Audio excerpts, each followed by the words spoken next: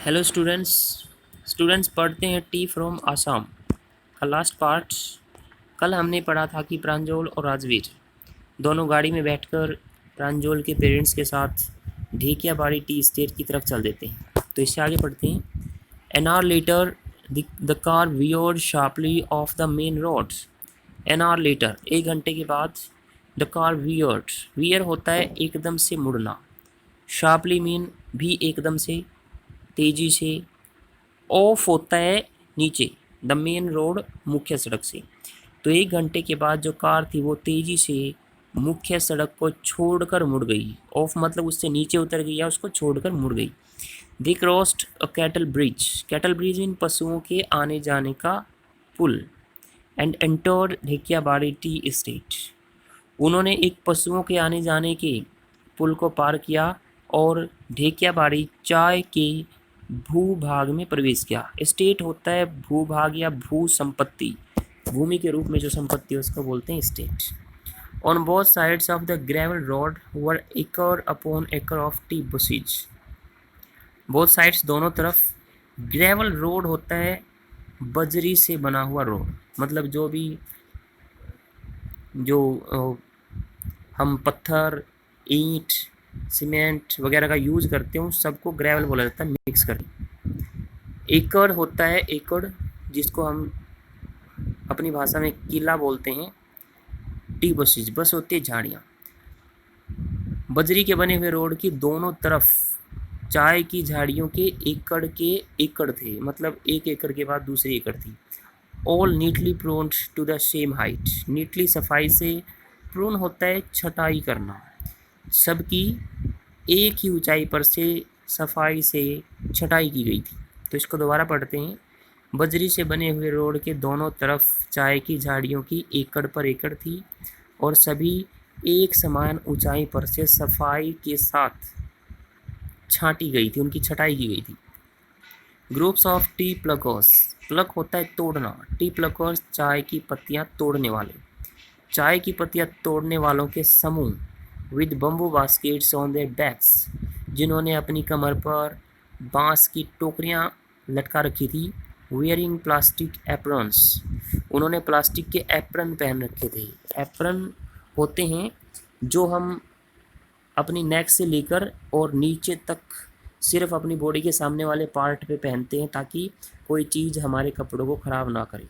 जैसे कि हमने टीवी में देखा होगा, जो रसोइये होते हैं वो पहनते हैं, तो उसको एप्रन बोला जाता है। इसको हिंदी में एप्रन ही कहेंगे हम।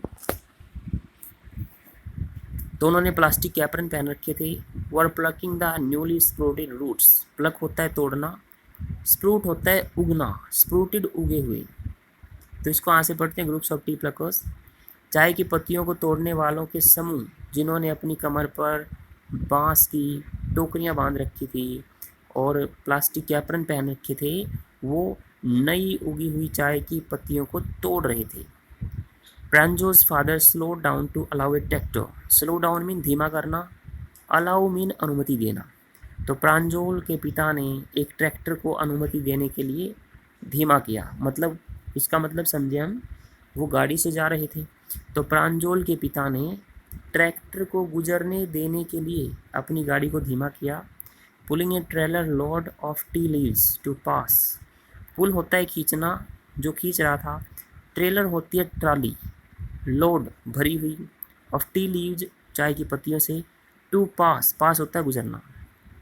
तो प्रांजोल के पिता ने गाड़ी को धीमा किया ताकि चाय की पत्तियों से भरी हुई ट्राली को खींचने वाला ट्रैक्टर गुजर सके, निकल सके।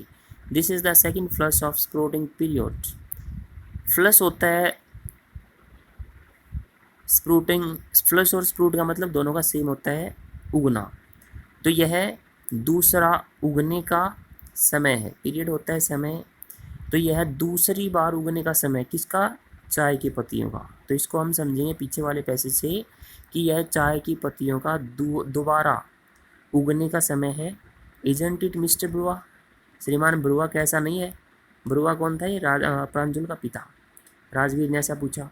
It last from May to July and yields the best tea, last होता है चलना वर्ब के रूप में, यह मई से जुलाई तक चलता है। एंड इल्ड्स, इल्ड होता है पैदावार देना, द बेस्ट इज सबसे उत्तम चाय की। यह मई से जुलाई तक चलता है और सबसे उत्तम चाय की पैदावार देता है। You seem to have done your homework before coming, Pranjol's father said in surprise. Pranjol के पिता ने हैरानी से कहा, यू सीम होता है लगना, दिखाई देना। ऐसा लगता है कि तुमने आने से पहले अपना होमवर्क पूरा कर लिया है। Yes mister Barua, Rajveer admit स्वीकार करना। राजवीर ने स्वीकार करते हुए कहा, हाँ श्रीमान Barua, but I hope to learn much more while I am here. Much होता है ज़्यादा, मोर होता है और ज़्यादा, लेकिन मुझे उम्मीद है कि मैं वाइल आई एम हियर, जब मैं यहाँ पर हूँ, लर्न मच मोर, मैं और भी ज़्यादा से ज़्यादा सीख सकूँ। लेकिन मुझे उम्मीद है कि जब मैं यहाँ पर हूँ तो मैं और ज़्यादा से ज़्यादा सीख सकूँ, जानकारी हासिल कर सकूँ चाय के बारे में। तो इतना ही, थैंक यू।